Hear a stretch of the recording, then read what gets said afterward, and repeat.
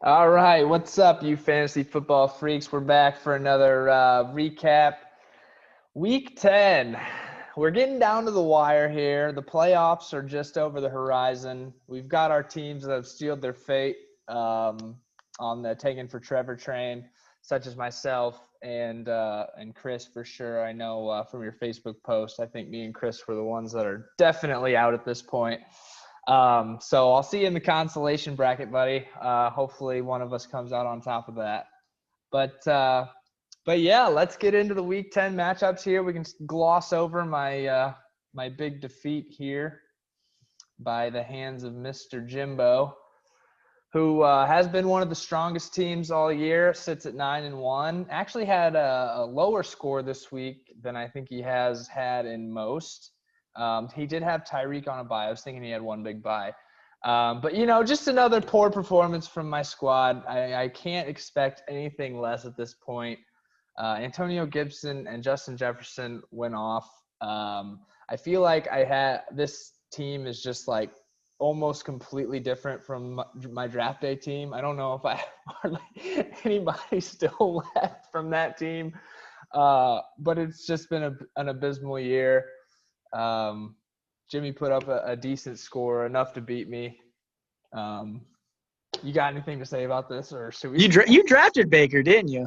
I did draft Baker as my backup. Yeah. So Baker is in there. A little reunion put a 5.36 for you, Yeah. which is pretty pitiful. But that was a very weather related game. But so was Cam. So you really kind of two evils there, and you picked very wrong on that one. But Jimmy didn't have a great week. You actually got another negative on your defense. I would want to see your defense is totaled and see if it's a There's no negative. way it's positive. There's no possible way that my defensive total through the season is positive. No So way. it is confirmed Rye will be doing a 5th-round pick for a defense next year just so that doesn't happen anymore. But yeah, another negative for Rye. But Jimmy also with a negative too. The Giants looked very well, won me a lot of money last week because I had them winning. So that was a very good win for the Giants, and the Eagles D did not look good. So Jimmy's probably going to be looking to switch that up as well. So two pitiful defensive matchups.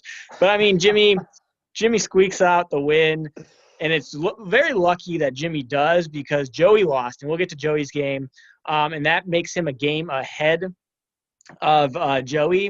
And then even if Joey beats him, you guys saw the Facebook, Jimmy would still be ahead of Joey just because of the interdivision record. So very big win by Jimmy, especially that Joey lost. Yeah. Yeah. And I do want to say that the reason I didn't play Cam was because he was playing that Baltimore defense, which has been pretty decent this year. I know Baker was playing in a fucking hurricane, but Your best sometimes you just gotta roll the guy was on a dice. bye, actually. What's that? Your best guy was on a bye. Young Hoku? Young Hoku. He would have won me this game for sure. He probably would What have up? the 25 Well, points either from him. Jason Sanders did pretty well though, so that would have been possible. Yeah, and it is worth noting that the 1 week this year that I just did not play a defense, I won. So probably the way I'm going to finish out the season. So let's get into the second matchup here. We have Chewie versus Chris, my consolation buddy. Chewie puts up a pretty solid score, and Chris takes another hard L. Yeah, I mean that Buffalo stack that Chewy has has just been crazy all year. It's been great drafting by Chewy. That's won him a couple games, and I think Chris didn't do that great, but this game was actually really close. I think Buffalo had the 4:00 game, and I mean that kind of just won him. I mean you combine with 46 or whatever that is, it's gonna. With two people, that's a really good. So that was a great stack. Stephon Diggs got that touchdown before D Hops did to win the game. But Chewy looks like he's gonna make the playoffs. He would have to, like I said, lose out. So he's in really good position to do so, especially with the team he has. Yeah, not looking bad.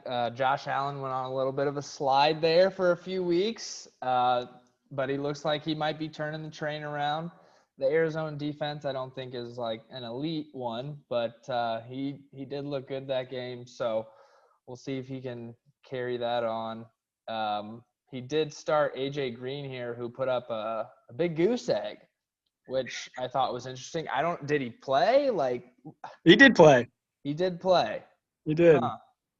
Man. And Julio and Clyde were on a bye, so I don't know who else was on his bench. Nobody else on the bench. Yeah, he picked up Ty, who would have got 6 more points than AJ Green, but David Montgomery's on the IR. I didn't know he was on the IR. Yeah, he didn't play. He did not. But yeah, I don't know. I guess that was kind of the best option he had there with AJ Green, and this unfortunate 0 there. Oh, still won. One thing I'll say on Chris's team, Mike Davis has been going ham. Every other game, like before Christian came back, Mike Davis was going crazy. And then Christian goes out again. Mike Davis is back as a starter. Sucks. That is a big-time bummer. And the tight end that you gave him, what a dick move on your part. What did he get, 3? 3.3, yeah. I mean, not too bad. Dog shit. All right, let's get into the next matchup here. We have James, arguably the worst team in the league, coming into this game, taking down arguably the best team in the league, Joey, 104-91. What do you think about this one? I mean, James is healthy now. He's got Aaron Jones, Nick Chubb, all healthy. Nick Chubb's looked great coming off that injury. A.J. Brown only had 1 catch, so, I mean, his best receiver didn't even do anything, but that Claypool pickup was great for him when he was the worst on the wire, and he picked up a good one with Claypool. Not a great showing, like I said, by A.J. Brown, but everybody's getting healthy. That quarterback I gave him did very well in this matchup, and I'm glad somebody took Joey down. He was getting high. Dalvin had a very bad game in his terms against a very good Bears defense. So kind of after Dalvin hit like 10 touchdowns the last 3 games, he's kind of come back to earth. Yeah, not only did Dalvin have a bad game, but Russell had a pretty bad game.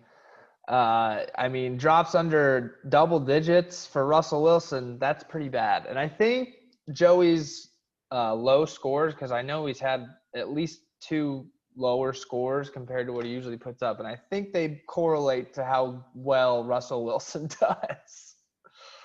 But yeah, I agree with that. This was a shocking win. Yeah, at one point he had like the lowest score of the season, which was like maybe 64, 65-ish. And I think that was actually when Russell was on a bye. So I think you're right with the correlation with Russell and his score. Oh, okay. So he didn't even play that game then. But yeah, a rough week for Joey looking at his team. And I don't know, some eyes on James. He's at 4-6. We'll take This guy went out. We'll look at the standings. And, speaking of the lowest score, Joey was the first one to put up that real low score. And then I followed it up, dropped a 51, which I thought was just absolutely embarrassing until this weekend when the Rudester, Rudy Rudiger, drops a 41. Holy shit. In a PPR league. I thought 51 was bad. This is almost impressive. He just had such a bad day. Oh, my God, did he have a bad day. I don't know if he actually watches football games on Sundays and actually follows it like some of us do. But if he was, oh, my goodness. He couldn't have been. I would have turned it off. He was not. I mean, highest score was a 10.48 by your quarterback. I mean, God, I feel sorry for the guy. It's just not a good look. Both Ravens running backs, and they combined for 5.8. Yikes. I did think Robert Woods was going to have a good game, but he didn't show out. Jared Cook with a goose egg, our second goose egg that we've seen. Yeah, not a great score. And Lubasi even said it after his Thursday game because he had the Titans play on Thursday. So he was already down -2-0. And Lubasi wasn't even worried. All he was like, all Rudy has to do is be Rudy, and he's going to win. And that's exactly what happened. Yeah, well, I mean, he didn't make it very hard. Man. I mean, God. No. Wow. I don't know. Yeah, going to Lubasi's team, not a great week by him. He did get healthier with Miles Sanders, who looked good. The other two running backs on Philadelphia actually got the touchdown. So Miles Sanders did all the grunt work and didn't get in the end zone. But that Will Fuller, Deshaun Watson, I mean, like we said earlier, that the rain and the wind was all bad, that it probably messed that game up a lot. So you probably won't expect that, or Lubasi probably won't expect that maybe next week or when the weather gets a little better in stadiums. But one of a good pickup that he had was J.D. McKissick, 14.4. That guy gets targeted. I was watching a little bit of the Redskins game. That man was targeted at least like 15 times, and then he caught like probably 8 or 9 of them. Like, he gets targeted heavily in that offense. So Alex Smith doesn't want to stand in the pocket too long. He's scared he's going to get sacked. yeah, he just throws it out right to him. A million pieces again. But Lubasi, once again, another guy who, with his defenses, maybe in the same boat as me, if you add all his scores up, he might have a negative. Because I remember week 1, that Vikings defense gave him like -8, and now he's got a -3 for the Titans. I think he might have a couple more, but this is the defenses this year have been horrible. Yeah, they have been. And I got lucky. I think week 1 or 2, I picked up the Buccaneers defense, and they've been solid all year. So I got lucky on the waiver wire with the defenses. But there's only about 4 or 5 lock-in defenses that you play probably every week. The rest are kind of whoever's playing the Jets, try to get them first. That's how I usually see it. That's why I got the Chargers in this week, because they play the Jets. I picked them up 2 weeks ago just for this matchup. Yep, I hate playing waivers for defenses, but I've been doing it all year, and I've been doing it very unsuccessfully, like many of us, I think, have struggled with this year. I was trying to look at Rudy's team to see if he had like a bad bye. Injuries. It doesn't look like it. I mean, Kittle's out on IR. Christian was out again. Okay. Galladay's out. Man, surely you'd think you could still get out of the 40s. He almost barely made 40.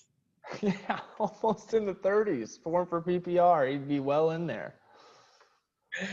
All right, let's go to Johnny versus Dom, which was just an absolute blowout. Johnny's team went absolutely ape shit. I mean, and he was getting points from just about everywhere. He's got double digits from everybody except for his defense and DK, which is a surprising single digit, but we already talked about how Russell Wilson kind of sucked, so that definitely hurt DK's stock. You know, I mean, I kind of saw DK. I know a lot of we do the FanDuel thing, weekly FanDuel, and a lot of people had DK in that FanDuel, and I knew not to pick him just because I read an article that he was going to get shadowed by Jalen Ramsey, so I was going to stay away from DK, and I was right on that, and I think that's what I think Ramsey was at least 50% or more than 50% of covering DK because he's just been going crazy this year, so they wanted to cool him down, and they were successful at it. But yeah, I mean, DeAndre Swift went crazy, Josh Jacobs went crazy, Kyler Murray went. I mean, everybody. He started Antonio Brown, which I thought was surprising, but he did exactly what his projection said, so that was a good start.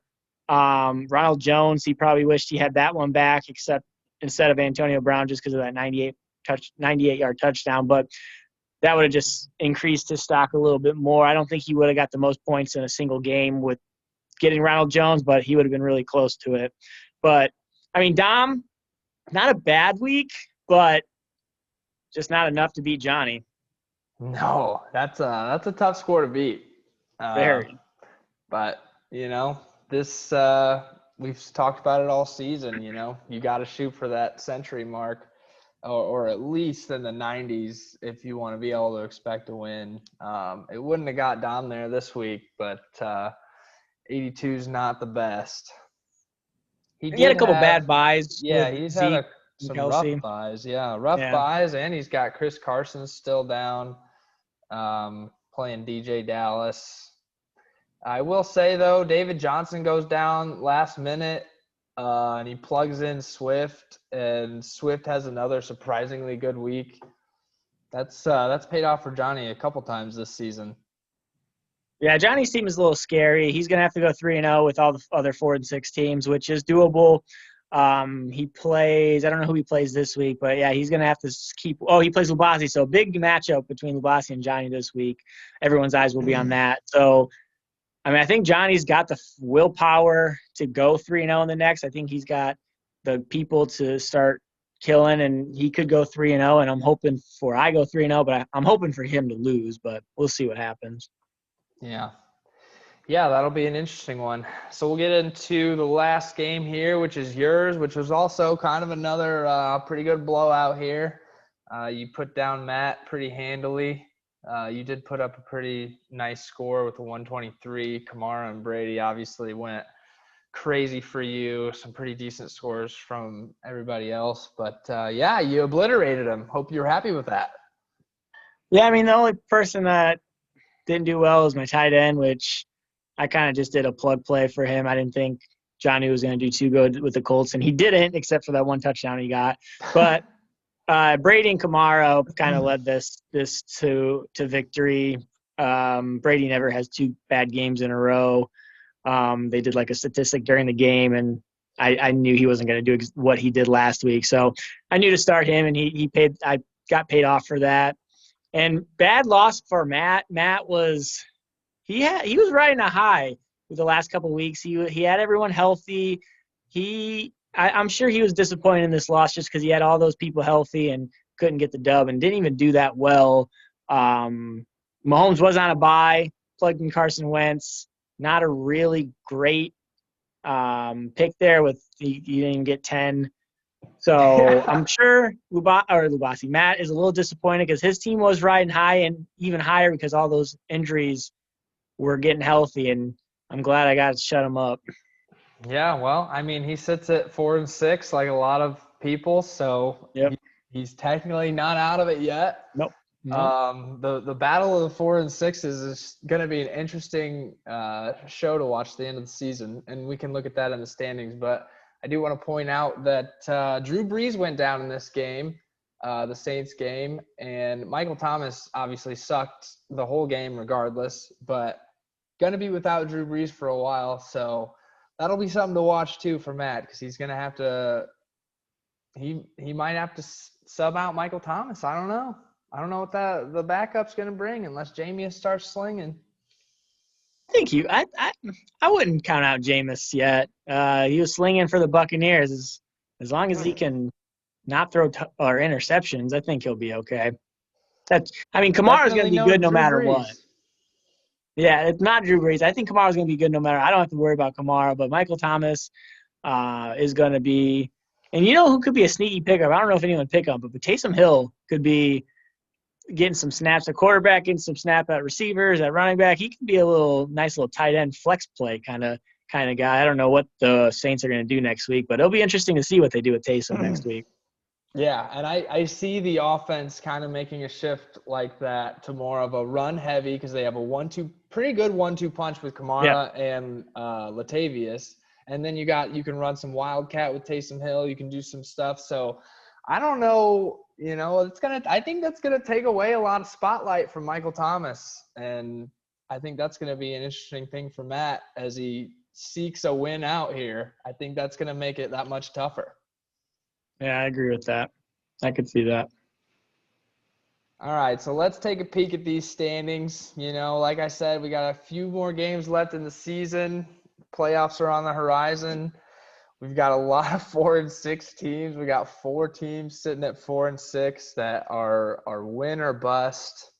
And Chewie's probably, aside from the 2 guys at the top, probably the most comfortable right now. 6 and 4. He's just got to be careful not to slip up too many times.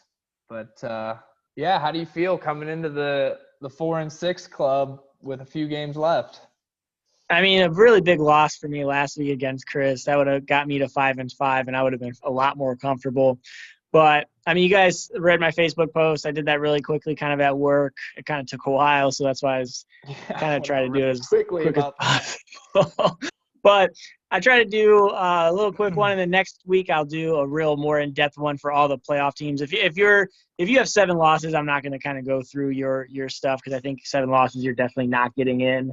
So if whoever has less than 7 losses, I'll go in-depth detail on what needs to happen, what can happen, and stuff like that on every single game, which will take less time with with only 2 games. And I feel like some of those 4 and 6 teams are going to lose this week. So probably take a little bit less time.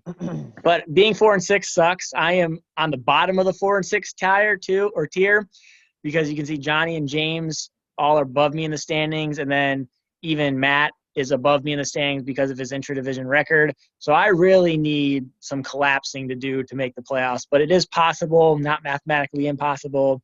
But the most comfortable person outside the top three, I'm going to just put Chewie in the top three because I don't think he goes 0-3. I think he makes the playoffs, is Rudy, though. He has a lot of tiebreakers against Dom and against Lubasi. And I think the scariest one is Lubasi because Lubasi's the lowest of the 5-5. So he's going to need to have some people lose, mainly Dom and Rudy, and then the 4-6 teams kind of not win out. So Lubasi has a lot has to happen for Lubasi to make the playoffs, and Rudy is actually the most comfortable. And if you take it aside, I think Dom is also comfortable. Seeing how bad Rudy's team is, I would be okay with having Rudy above me. But Rudy does have an easy schedule with Ryan this week and then Chris the last week. He does have Joey sandwiched in between those. But I think Rudy can lose one game and still make it in these playoffs. And it's just going to be interesting. I mean, this is fun. I mean, it's playoffs. People are fighting. I think we had this last year that there was like a lot of like 7 or 6-6 teams, and people were like needing to win or go home. And that's just the most exciting part when you go towards the end of the season is, I mean, it's either win or go home, and especially for the 4-6 teams. And I think even with Lubasi, I think Lubasi kind of needs to win out just depending on how other games play out. But Lubasi should be in that win or go home mentality as well. Yeah. Yeah. And these are going to be some exciting weeks to watch. I do play you last game in the season, so you're definitely out of the playoffs. But You it play will be Johnny the nice. second to last. Yeah, well, he just put up a pretty big score. I did too. Yeah, but I will say that I have Austin Eckler coming back week 12, which is not this week, but next week. So the Toads are going to be a little scarier than they were before. You never know. Who do you got this week? I got Rudy this week. So I got a lot of people with eyes on me. They need me to win. You are a big win. Dom needs me to win. You guys all really need me to win too. You 4-6 boys. Yep. So we need Rudy to lose. I'm gonna do what I can to beat Rude, and probably won't play a defense this week. So that seems to be a winning strategy for me. But yeah, man, I'm excited for the end of the year, even though I'm out of it. I'm still trying to end somebody's playoff hopes. That's three of them pretty much. Yeah, that'd be best case scenario. That'd be pretty funny if I did that, and then I just won the consolation ladder and took home some glory.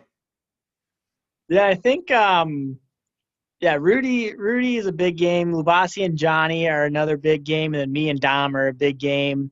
That will really shake up this playoffs. If I beat Dom, that moves Dom to a losing record with a lot of us.